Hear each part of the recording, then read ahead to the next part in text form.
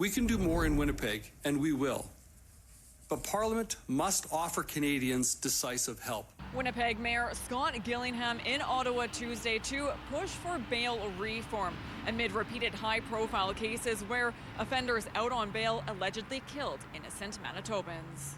28-year-old Kelly Verway was one of those Manitobans who was hit and killed on Highway 26 in January. James Hilton, who was wanted for breaching his bail conditions at the time, was charged in her death. He then walked out of the treatment center where he was to stay while awaiting trial for Verway's death before police found him. He had already been in the system 3 times in the previous 2 weeks to his killing Kelly. He had jumped bail. He had breached his bail conditions. He had a warrant out for his arrest. And none of those things made a difference.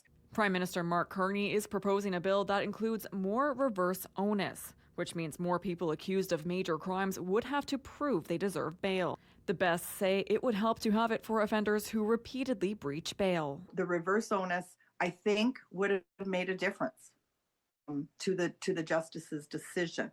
Now, some are asking, where will offenders like this go? All but one of Manitoba's jails are already over their rated capacities, and correctional officers worry about the dangers of even higher populations. It means their job's going to get harder.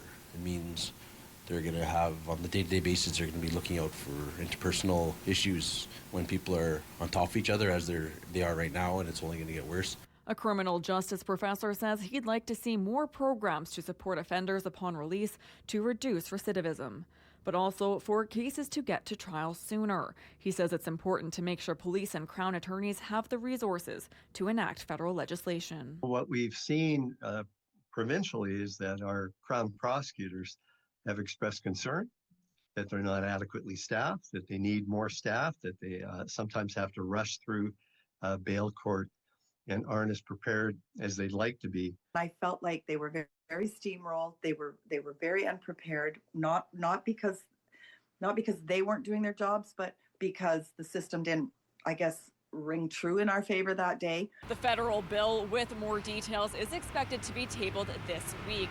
The Bests have been invited and will be going to Ottawa next week to speak to the Standing Committee on Justice. In Winnipeg, Steph Lasuk, City News.